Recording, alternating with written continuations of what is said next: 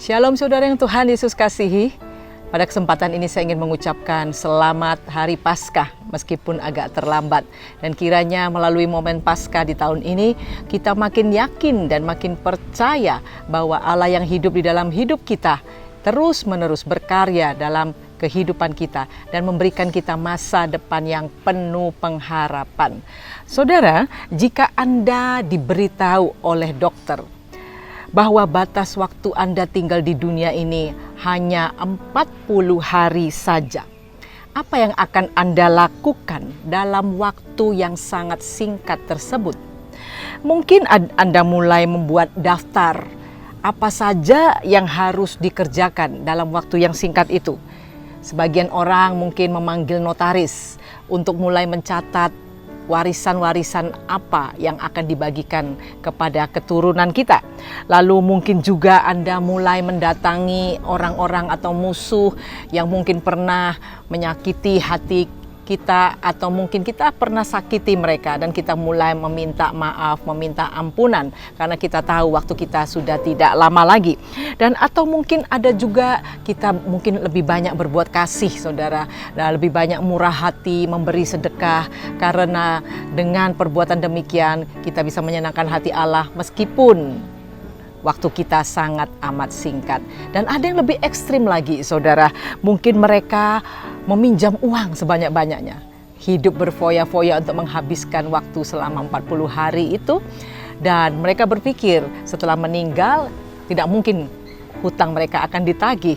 Dan saudara, inilah banyak beberapa hal yang mungkin orang-orang lakukan ketika mereka tahu bahwa hidup mereka sangat singkat di dunia ini.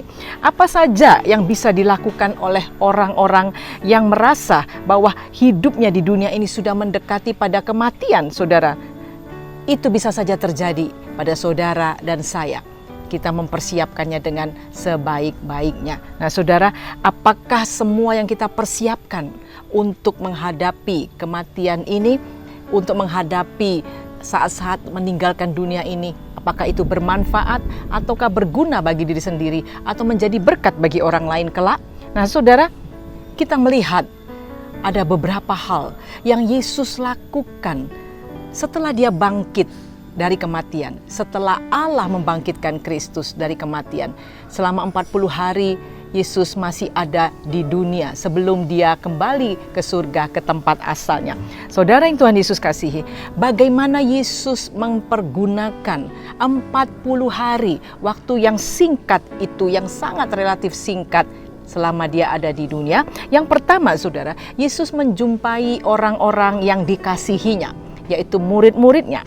Dan dia memberitakan kabar sukacita bahwa dia telah bangkit dan hidup selama-lamanya.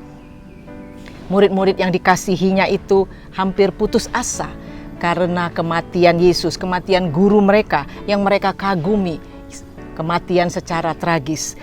Dampak dari perjumpaan dengan Yesus saudara, maka murid-murid mulai semangat lagi untuk hidup, untuk bekerja lagi saudara. Dan mereka semangat lagi untuk mulai berdoa, berkumpul kembali, bersekutu kembali. Dan mereka mulai mempersiapkan diri untuk menjadi saksi kebangkitan Kristus. Hal yang kedua saudara, ketika para murid mencari ikan, mencari nafkah di malam hari, seharian itu sampai pagi mereka tidak mendapatkan apa-apa. Ketika itu Yesus menampakkan diri kepada mereka. Yesus memberitahu bahwa tebarkan jala itu ke seberang. Dan saudara, apa yang terjadi? Murid-murid mulai merasakan jala mereka dipenuhi oleh ikan-ikan. Dan ketika mereka sudah tidak kuat lagi untuk mengangkat jala itu, lalu mereka membawanya ke tepi pantai. Apa yang terjadi saudara? Di situ mereka melihat ada 153 ekor ikan yang besar-besar yang mereka tangkap. Luar biasa bukan? Yesus mengadakan mujizat yang luar biasa pada saat dia 40 hari ada di dunia sebelum naik ke surga. Saudara, hal yang ketiga, bahwa Yesus membereskan masalahnya dengan Petrus. Bahwa Petrus pernah menyangkal dia dan Petrus merasa sangat bersalah menyangkal gurunya. Dan saudara yang Tuhan Yesus kasihi, Yesus memberikan pengampunan. Yesus mengatakan bahwa Petrus harus mengikuti dia dengan sungguh-sungguh, dan Petrus diberi tugas, dan bahkan Yesus memberitahukan bagaimana nanti kelak Petrus akan mati dan sungguh-sungguh menjadi pengikut dan murid Kristus yang sejati. Saudara yang Tuhan Yesus kasihi, yang keempat ini yang paling penting. Yesus memberikan wasiat yang paling berharga dan paling penting sebelum dia naik ke surga. Di dalam Matius 28 ayat 18 sampai 20 firman Tuhan berkata demikian. Yesus mendekati mereka dan berkata, "Kepadaku telah diberikan segala kuasa di sorga dan di bumi. Karena itu pergilah, jadikanlah semua bangsa muridku dan baptislah mereka dalam nama Bapa dan Anak dan Roh Kudus, dan ajarlah mereka melakukan segala sesuatu yang telah kuperintahkan kepadamu." Ayat 20, "Dan ketahuilah aku menyertai kamu senantiasa sampai kepada akhir zaman." Saudara yang Tuhan Yesus kasihi, apakah hanya beberapa poin itu saja yang Yesus lakukan selama dia 40 hari setelah kebangkitannya sebelum kenaikan ke surga? Tentu tidak, saudara. Injil Yohanes menuliskan lebih jelas lagi. Mari kita baca dalam Yohanes 22 ayat 25. Firman Tuhan berkata demikian, "Masih banyak hal-hal lain lagi yang diperbuat oleh Yesus.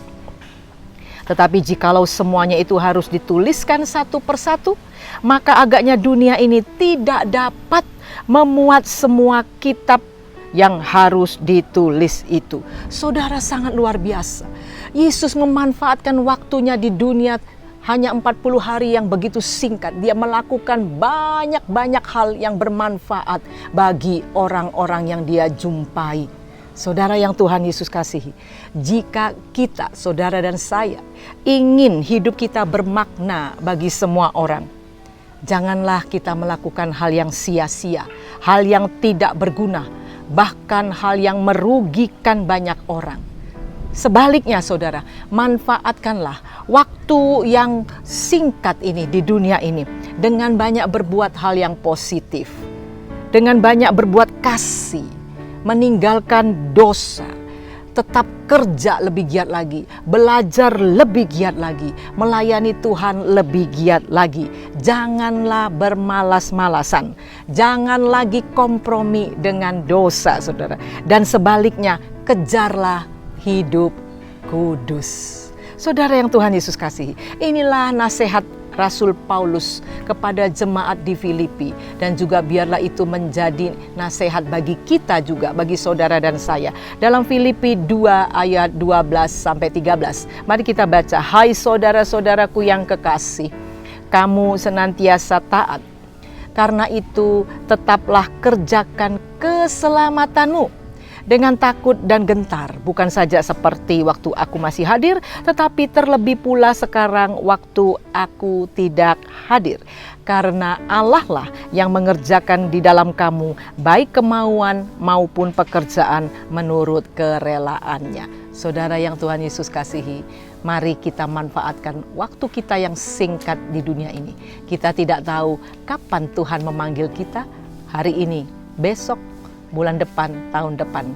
Tetapi yang kita harus lakukan, kerjakanlah keselamatan yang Tuhan sudah berikan kepada kita dengan sungguh-sungguh, dengan taat, dengan takut dan gentar. Amin. Tuhan Yesus memberkati.